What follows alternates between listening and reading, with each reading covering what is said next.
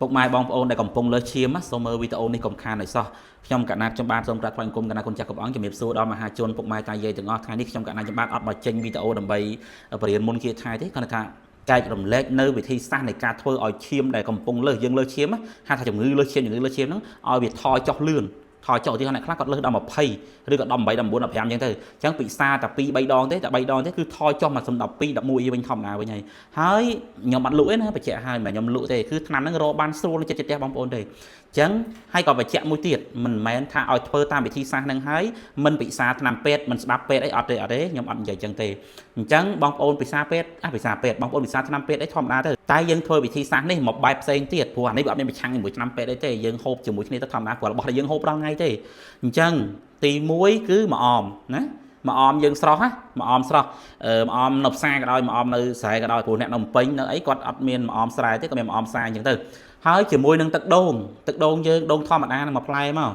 បុកម្អមជាមួយនឹងទឹកដូងហ្នឹងបុកឲ្យម៉ត់ហើយច្រោះយកតែទឹកវាទេណាច្រោះយកតែទឹកវាទេ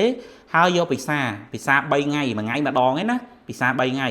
អញ្ចឹងពិសាមកក៏បានមុនបាយក្រោយបាយអីក៏បានអត់បញ្ហាទេអញ្ចឹងពិសាតែ2ដងយើងអាចវាស់ឈាមមើលសិនឬក៏ពិសា3ដងក៏បានដែរវាស់ឈាមមើលព្រោះនេះវាចុះលឿនណាចុះបន្ថយការឈាមហើយវាមិនមែនចុះដល់ផុតរហូតដល់1 2អីបាត់ឈាមអីអត់ទេអញ្ចឹងមិនថាយើងហូប2ដងហើយយើងវាស់សម្ពាធឈាមមើលវាស់ឈាមយើងមើលថាតើវាធ្លាក់សល់ប៉ុន្មានហើយព្រោះនេះប្រើបានផលច្រើនមែនទេពុកម៉ែតាយាយនៅតាមតំបន់មួយចំនួនគាត់ដឹងវិធីសាស្ត្រហ្នឹងតែគាត់អត់អាចចែករំលែកបានដោយសារគាត់មិនមែនជាប្រហបបង្ហាញគាត់អត់ចែកបង្ហាញនៅក្នុង Facebook អីអញ្ចឹងខ្ញុំធ្វើនេះដើម្បីឲ្យចែករំលែកទាំងអស់គ្នាឲ្យបានដឹងព្យាបាលទាំងអស់គ្នាហើយមិនមែនមកទិញអីពីខ្ញុំទេម្អមបាច់ទិញពីខ្ញុំទេទិញនៅណាដកនៅវាស្រែណាក៏បានដែរទឹកដូងទឹកអីទិញនៅផ្សារទៅឡើងបេះលើដើមក៏បានដែរអញ្ចឹងយកទឹកដូងបុកជាមួយម្អមហ្នឹងហើយហូបទៅមួយថ្ងៃម្ដង3ថ្ងៃ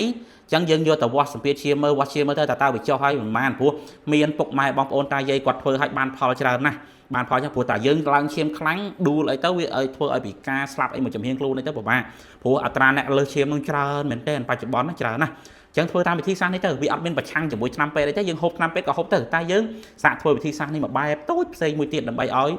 តេស្តមើលថាតើវាបានផលឬអត់អញ្ចឹង